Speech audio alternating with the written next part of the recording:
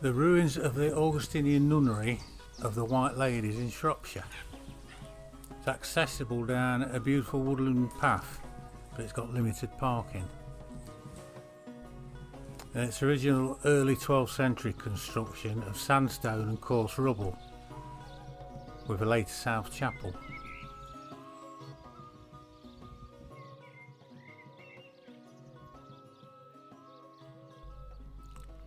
The habits worn by the nuns were not actually white. They were simply made from undyed cloth, so they had no particular colour at all.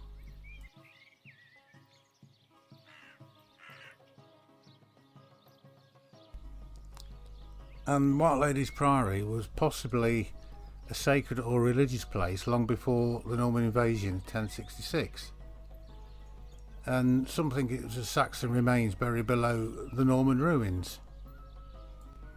Now this early ruin is connected to Arthurian legends, as King Arthur may have actually been based on an actual person, and it's thought he was a ruler of part of the country today known as Shropshire around the 5th century, and he would have been known as Owain Thangwyn, and he was said to be a fierce warrior who defeated the Anglo-Saxons when they invaded his lands after the Romans left.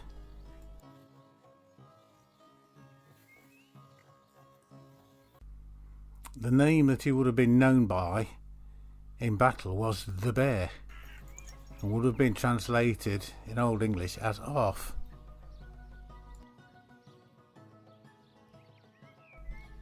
Now, the one tale that is connected to the legend of King Arthur is that after Arthur's death, his queen Guinevere hid from the world and became a nun, and her final home was a poor little known convent which eventually became known as a White Ladies Priory.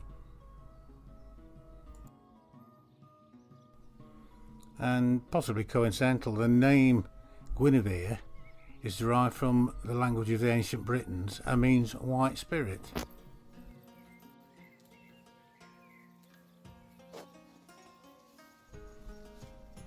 Now the priory definitely has an otherworldly presence around it. Now, the people who built these places didn't just buy a piece of land and begin laying bricks.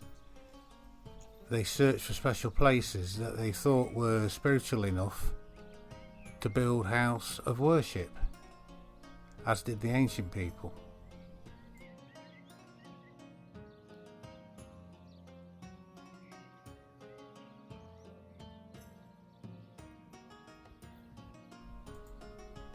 Now these standing ruins are quite modest really, but they do have striking details, including the windows and the doorways, the arches, the surviving decorative brickwork associated with them.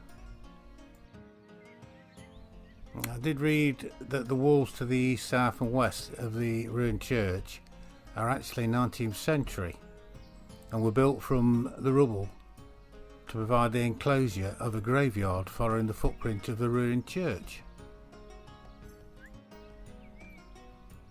Now within and against the internal wall are a few whole gravestones set against the walls, presumably for their own protection and not necessarily in their original position. Likewise, there are base fragments of broken and lost memorials in similar locations, and there is a curb demarcating a 19th century tomb.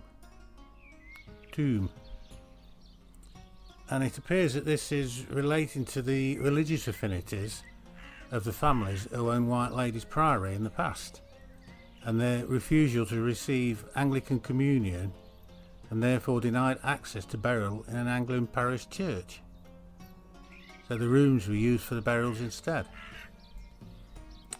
The priory briefly achieved fame when Charles II took refuge there and at nearby Boscobel House during his escape from the parliamentary forces after the Battle of Worcester in September 1651. Now, there have been persistent tales of paranormal happenings around the priory ruins, and visitors have reported hearing music and seeing strange lights and unexpected noises. and I have seen quite a few paranormal investigations on the internet, some quite ominous and eerie, but I got quite a relaxed and tranquil feeling from the site. But it was well worth a visit, and it might be interesting to see what a night investigation would do go at night time.